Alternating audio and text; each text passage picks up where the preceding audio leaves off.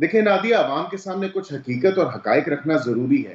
یہ ایک فیکٹ ہے کہ ان کے پاس 7 کمرے موجود ہیں، یہ ایک فیکٹ ہے کہ ان کا کھانا اسپیشل کچن میں بنتا ہے، یہ ایک فیکٹ ہے کہ ان کے پاس مشقتی موجود ہیں، یہ ایک فیکٹ ہے and the recent fact being کہ ان کو ایئر کولر بھی پرووائڈ کیا گیا ہے۔ یہ ایک فیکٹ ہے کہ لوگوں کے ایک تانتا بندہ ہوتا ہے، ان کی پارٹی کے جتنے بھی اراکین ہیں ان سے جا کے ملتے ہیں، اور اس میں وکلاء بھی شامل ہیں۔ یہ نہیں ہو سکتا کہ آپ عوام کو جھوٹ بولیں اور کہیں کہ میں تو گل رہا ہوں، سڑ رہا ہوں، مر رہا ہوں اور میرے پاس کوئی فیسلٹی نہیں ہے۔ یہ مجھے بتائیں کہ پھر دیسی گھی سے تیار اشیاء کون کھا رہا ہے؟ یہ بتائیں کہ وہ ٹریڈ مل جو ہے ورزش کے لیے جو منگائی گئی ہے اس پہ کون دوڑ رہا ہے؟ اس کی گنجائش قانون میں موجود ہے؟ دیکھیں جی، بات یہ ہے کہ ایک ملک کا اگر وزیر اعظم ہو، whether fortunately or unfortunately, that's obviously to be decided by the people of Pakistan.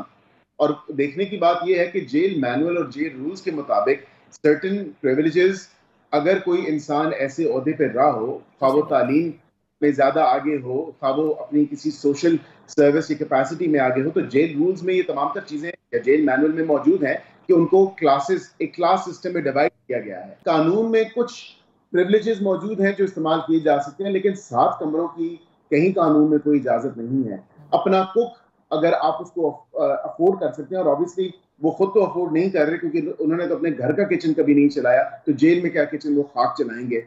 وہ بھی حکومت پاکستان اور حکومت پنجاب ہی اس کا جو ہے they're footing in the bill for that۔ جن چیزوں کے اوپر آپ کی حکومت خائف ہے کہ یہ ایکسٹرا ہو رہا ہے، تو میں یہ جاننا چاہتی ہوں کہ پھر وہ کس کے تحت ہو رہا ہے؟ Since he has been the former Prime Minister of Pakistan، تو پھر کچھ نہ کچھ جو ہے ان کو چھوٹ دی گئی ہے، تو کہیں نہ فیسیلیٹیشن دی گئی ہے۔